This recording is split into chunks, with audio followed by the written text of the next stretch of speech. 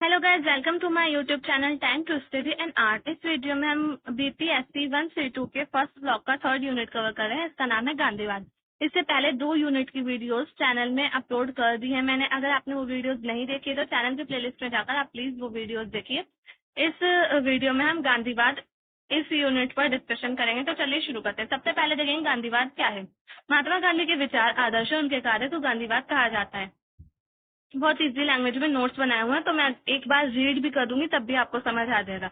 महात्मा गांधी के जो आदर्श हैं, विचार हैं और उनके जो काम हैं, उनको एक गांधीवाद नाम दिया गया है। उनको एक तरह से एक विचारधारा बना दी गई है, तो उसको ही गांधीवाद कहा जाता है। गांधीवाद एक विचारधारा है। महात्मा गांधी आधुनिक भारत के महान राजनेता, व्यवहारिक राजनीतिज्ञ और सच्चे कर्मयोगी थे। इन्होंने विश्वास के लिए सत्य अहिंसा युक्त नैतिकता आधारित राजनीति का मार्ग दिखाया। यानी कि आप सभी को पता है, सबने 6th क्लास से ही पढ़ाया जाता है, बल्कि बचपन से ही पढ़ाया जाता है। महात्मा गांधी ने सत्य अहिंसा की नीति अपनाई और ये उन्होंने नैतिकता के मूल्य बताए। उन्होंने नैतिकता से संबंधित राजनीति को आगे बढ़ाने का उन्होंने कोशिश की। उन्होंने कभी भी हिंसा का साथ नहीं दिया, बल्कि अहिंसक होकर इन्होंने जो आजादी की लड़ाई थी वो लड़ी। मानवता का मार्गदर्शन किया। गांधी ने व्यवहारिक दर्शन का निर्माण किया। वे मार्क्सवाद की तरह विचारक नहीं थे। गांधी ने लेखों, भाषणों व पत्रों के माध्यम से भावी सामाजिक व्यवस्था पर अपने विचार दिए। यानी कि उन्होंने किन किन माध्यमों से अपने विचार दिए? भाषणों, पत्रों और लेखों के माध्यम से उन्होंने अपने विचार दिए। उन्होंने अपने गांधीवाद के बारे में गांधी जी ने स्वयं कहा, गांधीवाद नाम की कोई वस्तु नहीं है और मैं अपने बाद कोई वाद या संप्रदाय नहीं छोड़ना चाहता। मैं कभी इस बात का दावा नहीं करता कि मैंने कोई नया सिद्धांत चलाया है। आप लोग इसे गांधीवाद ना कहें, इसमें वाद जैसा कुछ नहीं है। तो गांधी जी ने खुद ही कहा कि मैं नहीं चाहता कि आप लोग इसे गांधीवाद कहें, और ना मैं ये चाहता हूँ कि मेरे जाने के बाद इस दुनिया को छोड़ देने के बाद कोई संप्रदाय बन जाए गांधीवाद नाम का। और वो कहते हैं खुद ही कि गांधीवाद जो है, गांधी में से गांधीवाद हटा देना चाहिए। मैं नहीं चाहता कि गांधीवाद मेरे नाम के आगे लगाया जाए। गांधी जी के विचारों का गांधी मार्ग या गांधी दर्शन भी कहते हैं। गांधी ने इतिहास में पहली बार आध्यात्मिक सिद्धांतों का राजनीति में प्रयोग किया और सफलता भी प्राप्त की। तो गांधीवाद में जो है आध्यात्मिक सिद्धांत सबसे ज्यादा महत्वपूर्ण है, क्योंकि गांधी जी ने आध्यात्मिक सिद्धांतों का ही प्रयोग करके अपने गांधीवादी विचारधारा बनाई। और जैसे कि आध्यात्मिक सिद्धांतों में क्या क्या चीजें आएंगी? सत्य आएगा, प्रेम आएगा, हिंसा आएगा, आत्मशक्ति आएगा। तो ये हमारे आध्यात्मिक सिद्धांत हो जाएंगे। तो गांधी जी ने आध्यात्मिक सिद्धांतों के प्रयोग से अपनी विचारधारा को बनाया। फिर गांधीवाद भौतिक प्रगति की तुलना में मनुष्य की नैतिक व आध्यात्मिक पुनरुत्थान को महत्व देते हैं। यानी कि भौतिक प्रगति से ज्यादा मनुष्य का आध्यात्मिक उत्थान होना चाहिए, आध्यात्मिक विकास होना चाहिए, नैतिक विकास होना चाहिए। भौतिक विकास तो हो ही जाएगा जब आध्यात्मिक और नैतिक विकास होगा। तो गांधी जी का ये मानना था। ये धर्म को नैतिक उत्थान का साधन मानते हैं। सब धर्मों के लिए एक जैसी सम्मान की मांग करते हैं। तो उनके नैतिक उत्थान का साधन क्या था? धर्म था। सभी धर्मों को वो बराबरी से देखते थे और उनके लिए जो धर्म था वो नैतिक उत्थान का साधन था। सभी मनुष्य को शरीर श्रम की ओर प्रेरित करते थे। शरीर श्रम यानी कि मेहनत के लिए प्रेरित करते थे सभी धर्मों को। वो उनका मानना था कि जब सब लोग मेहनत करेंगे तभी हमारे जो भारत है उसको स्वतंत्रता मिल पाएगी। तो ये गांधी जी की विचारधारा थी। ये प्रौद्योगिकी प्रधान उद्योगों की जगह श्रम प्रधान उद्योगों को बढ़ावा देता है गांधीवाद, ताकि विशाल जनसंख्या को रोजगार मिल सके। तो प्रौद्योगिकी प्रधान यानी कि मशीनी जो उद्योग होते हैं उनकी जगह पर जो छोटे छोटे कुटीर उद्योग होते हैं, गांधी जी ने कुटीर उद्योगों पर बल दिया। उन्होंने हर घर में छोटे छोटे कुटीर उद्योग लगाने की बात कही, क्योंकि जब अंग्रेजी सरकार थी यहाँ पर तो अंग्रेजों ने मशीनी उद्योग लगाने शुरू कर दिए थे यहाँ पर, जिस वजह से जो भारत की जनता थी वो बहुत बड़ी संख्या में बेरोजगार हो गई थी। क्योंकि भारत की बहुत ज्यादा जनसंख्या थी, बहुत ज्यादा पॉपुलेशन है भारत की, तो इसलिए बहुत सारी जनसंख्या थी। तो इसीलिए यहाँ पर जो लोग थे वो बेरोजगार हो गए थे और बहुत कम लोगों को रोजगार मिल रहा था। तो इसलिए गांधी जी ने श्रम प्रधान उद्योगों की बात की, यानी कि कुटीर उद्योगों के ऊपर बल दिया और वो लगाने की बात की ताकि ज्यादा से ज्यादा लोगों को काम मिल सके। गांधीवाद के 2 स्तंभ है, सत्य और अहिंसा। तो सत्य और अहिंसा गांधीवाद के 2 स्तंभ है। आप किसी भी बुक में पढ़ लीजिए, यही 2 स्तंभ सबसे ज्यादा इंपॉर्टेंट है गांधीवाद में। अब गांधी जी की विशेषताएं, गांधीवाद की विशेषताएं आ जाएंगी। तो पहली विशेषता इसकी अध्यात्म पर आधारित। तो आध्यात्मिक वो मैंने बताया था अभी आपको, प्रेम और सत्य, अहिंसा, ये सारी जो है ये अध्यात्म से संबंधित विशेषताएं हैं। तो परमात्मा व शुद्ध अंतरात्मा की वाणी सत्य है, यानी कि परमात्मा पर वो जो है बल देते थे। लोक सेवा ईश्वर के प्रति प्राप्ति का अंग है। वो ईश्वर की प्राप्ति पर भी बल देते थे और वे कहते थे अगर हम लोगों की सेवा करेंगे, लोक सेवा करेंगे, तो हमें ईश्वर की प्राप्ति होगी। मानव समूह भगवान का रूप है, तो मानव समूह को भगवान का रूप मानते थे। एक व्यवहारिक दर्शन, तो जो गांधीवाद है वो एक व्यवहारिक दर्शन है जो कि वास्तविकता पर आधारित है और कर्म में विश्वास रखता है, यानी कि काम में विश्वास रखता है। फिर सत्याग्रह, सत्याग्रह इनकी जो विचारधारा है उसका सबसे ज्यादा महत्वपूर्ण जो विशेषता है वो सत्याग्रह ही है। मूल आधार सत्याग्रह है।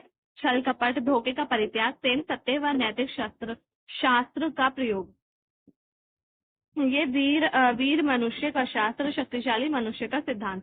तो ये मान लेते हैं कि वीर मनुष्य जो है उसका शास्त्र होना चाहिए, शक्तिशाली मनुष्य होना चाहिए, और वो शक्तिशाली मनुष्य पर ही बल देते थे, उसके सिद्धांत पर बल देते थे। और जो धोखा छल कपट उसका ये त्याग करते थे और सत्य अहिंसा पर बल देते थे। अहिंसा पर आधारित, तो गांधीवाद अहिंसा पर आधारित है। किसी भी रूप में अन्य किसी को कष्ट ना पहुंचाना। अहिंसा का मतलब होता है किसी भी रूप में किसी भी व्यक्ति को कष्ट ना पहुंचाना। तो ये गांधीवाद जो है इनका अहिंसा पर आधारित है। फिर छुआछूत विरोधी, तो उस समय जब ये जब गांधी जी आए थे तो उस समय जो आंदोलन चल रहे थे उस समय छुआछूत पर बहुत ज्यादा मतलब लोगों के साथ जो दलित होते थे उनके साथ छुआछूत हो जाता, बहुत ज्यादा भेदभाव होता था। तो इसलिए छुआछूत विरोधी इनकी विचारधारा में छुआछूत सबसे ज्यादा महत्वपूर्ण तत्व है। सामाजिक एकता स्थापित करना, समाज में अछूतों का विकास और कल्याण के लिए अछूतों को हरिजन कहा। तो इन्होंने अछूतों के विकास पर, अछूतों के कल्याण पर, जो दलित वर्ग था उसके विकास, उसके कल्याण पर बल दिया, उन समाज में एकता स्थापित करने पर बल दिया। और जो दलित थे इन्होंने उनको हरिजन कहा। जीवन पर्यंत अछूत का विरोधी, तो छुआछूत विरोधी इनका सिद्धांत आया। स्वराज्य का सिद्धांत, दो अर्थ। पहला तो अर्थ स्वराज्य का सिद्धांत, तो इसमें दो अर्थ है। पहला अर्थ है व्यक्ति के स्तर पर आत्म अनुशासन का प्रयोग करके नैतिक चरित्र को सुदृढ़ किया जाए ताकि व्यक्ति सही अर्थ में स्वतंत्र हो। यानी कि खुद पर हमें डिसिप्लिन रखना चाहिए, खुद पर अनुशासन रखना चाहिए ताकि हमारा नैतिक चरित्र जो है उसका विकास हो सके, वो मजबूत हो सके और उसका विकास हो सके। और जब हमारा नैतिक चरित्र का विकास होगा, वो मजबूत होगा, तो हमें खुद ब खुद ही स्वतंत्रता मिल जाएगी। यानी कि जब हर किसी में नैतिकता होगी, आदर्शवाद, हर किसी के अंदर, हर किसी का जो एक तरह से कह सकते हैं नेचर नैतिक हो जाएगा, आदर्शवाद उसके नेचर में आ जाएगा, तो कोई भी अपराध नहीं होगा। सभी लोग एक दूसरे की स्वतंत्रता, मतलब सभी लोग जो है वो स्वतंत्र हो जाएंगे, किसी भी तरह की समाज में असमानता नहीं रहेगी। फिर दूसरा इन्होंने बताया कि राजनीतिक स्तर पर विदेशी शासन से स्वाधीनता प्राप्त करके राष्ट्र का निर्माण करना, यानी कि विदेशी शासन को अपने देश से बाहर निकालना और अपने राष्ट्र का निर्माण करना, स्वतंत्रता प्राप्त करना। फिर सामाजिक आंदोलन में गांधी की अवधारणा। अब सामाजिक आंदोलन में गांधीवाद की क्या अवधारणा रही है उस पर डिस्कशन करेंगे। तो पहले इसकी विशेषता है शांतिपूर्ण तरीके से समाज में परिवर्तन लाया जा सकता है। गांधीवाद कहता है कि हमारा समाज है उसमें शांतिपूर्ण तरीके से परिवर्तन लाया जा सकता है, ना कि अहिंसा फैलाकर, अशांति फैलाकर। अशांति फैलाएंगे तो हमारा भी नुकसान होगा, सामने वाले का भी नुकसान होगा। लेकिन अगर हम शांतिपूर्ण ढंग से कुछ काम करेंगे, अहिंसा की नीति अपनाएंगे, तो हमारा समाज में परिवर्तन भी हो जाएगा, ना हमारा नुकसान होगा और ना किसी और का नुकसान होगा। सत्य व अहिंसा का मार्ग अपनाना, सत्य के लिए अनुशासन व अहिंसा के लिए उचित साधनों का प्रयोग। तो सत्य के लिए अनुशासन और अहिंसा का प्रयोग करना चाहिए, सत्य और अहिंसा का मार्ग अपनाना चाहिए, और इसी से समाज में परिवर्तन संभव है। सामाजिक आंदोलन समाज के सभी वर्गों से संबंधित थे, अर्थात भारत के लिए प्रत्येक नागरिक या व्यक्ति से संबंधित थे। समाज के सभी वर्गों को अपने आंदोलन से जोड़ा। तो गांधीवाद ने जो समाज में आंदोलन हो रहे थे वो सभी वर्गों से संबंधित है, यानी कि सभी वर्ग समाज में जो आंदोलन होते हैं उसमें भाग ले रहे थे, सभी नागरिक सभी व्यक्ति उसमें भाग ले रहे थे। तो इसलिए जो गांधीवाद था उसने समाज के सभी वर्गों को आंदोलन से जोड़ा, और ये काम किसने किया? गांधीवाद ने किया। गांधी ने राष्ट्रीयता की भावना उत्पन्न की, एकता स्थापित की। तो राष्ट्रीयता की भावना गांधीवाद से ही, गांधी जी ने ही लोगों में उत्पन्न की थी, लोगों को जगाया, जागरूक किया और उनमें एकता की भावना पैदा की। आंदोलन का लक्ष्य सर्वोदय तथा स्वतंत्रता प्राप्ति था। गांधी के अंतिम आंदोलन भारत छोड़ो आंदोलन द्वारा भारत को आजादी मिली और आंदोलन का लक्ष्य पूरा हुआ। तो गांधी जी का जो आंदोलन चल रहा था उसका उद्देश्य क्या था? उसका उद्देश्य सिर्फ एक ही था, स्वतंत्रता प्राप्ति। और गांधी जी ने जो अंतिम आंदोलन, आखिरी जो आंदोलन चलाया था, वो भारत छोड़ो आंदोलन चलाया था, जो 1942 में चला था, शुरू हुआ था। इस आंदोलन में गांधी जी को और बहुत सारे कांग्रेस के बड़े बड़े नेताओं को जेल भी हो गई थी, लेकिन ये आंदोलन बहुत तेजी से फैला था क्योंकि गांधी जी को जेल हो गई थी और जो भारत की जनता थी उसमें एकता स्थापित हो गई थी। और फिर उसी एकता के कारण गांधी जी को और कांग्रेस के नेताओं को छुड़ाने के लिए बहुत तेजी से पूरे भारत में आंदोलन फैल गया था। कांग्रेस को भी इस समय इस आंदोलन के बाद कांग्रेस को भी गैर कानूनी घोषित कर दिया था अंग्रेजों ने। तो इसी वजह से आंदोलन बहुत तेजी से फैला था और इस आंदोलन का लक्ष्य था स्वतंत्रता प्राप्त करना और उस आंदोलन का लक्ष्य भी पूरा हुआ। ये अंतिम आंदोलन था भारत का। भारत को स्वराज्य मिला, नागरिकों का विकास हुआ। तो नागरिक जो थे उनका विकास हुआ। आंदोलन का अस्त्र या हथियार सत्याग्रह है। वे कहते हैं कि हमारे जो आंदोलन है उनका जो अस्त्र है या फिर शस्त्र कह सकते हैं, फिर हथियार कह सकते हैं, वो कोई तलवार भाला ये सब चीजें नहीं होनी चाहिए, बल्कि सत्याग्रह होना चाहिए। हमें सत्य बोलना है।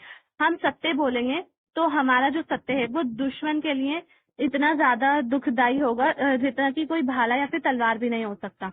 मतलब अगर हम सत्य बोलेंगे तो दुश्मन को इतना गहरा जख्म लगेगा कि वो कोई तलवार से भी इतना गहरा जख्म नहीं लग सकता उसे, जितना हमारे सच पे लगेगा। यदि अंग्रेजों के पास गोलियां, बारूद, तोपें थी तो भारतीयों के पास सत्याग्रह आंदोलन था। बताया गया ये सारे अस्त्र अंग्रेजों के पास थे, गोलियां, बारूद, तोपें, लेकिन भारतीयों के पास सिर्फ एक ही अस्त्र था जो सबसे ज्यादा शक्तिशाली था और वो था सत्याग्रह। आदर्श समाज की स्थापना करना। गांधी ने अपने आंदोलनों से आदर्श समाज की स्थापना की। तो गांधीवाद का जो सामाजिक अवधारणा, उसमें आदर्श समाज की स्थापना करना भी एक महत्वपूर्ण तत्व है। गांधी जी ने आदर्श समाज की स्थापना की, सामाजिक आंदोलन को ऐसा आंदोलन बनाया जिससे समाज में परिवर्तन आए, जिससे भारत में स्वराज्य लोकतंत्र स्थापित हो, जनता के पास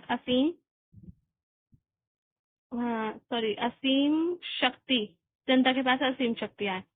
तो आदर्श समाज की स्थापना की गांधी जी ने। सामाजिक आंदोलन को ऐसे आंदोलन बनाया जिससे समाज में परिवर्तन लाया जा सके, भारत को स्वतंत्रता मिल सके, लोकतंत्र स्थापित हो सके और जनता का विकास हो सके, जनता के पास असीम शक्ति आ सके।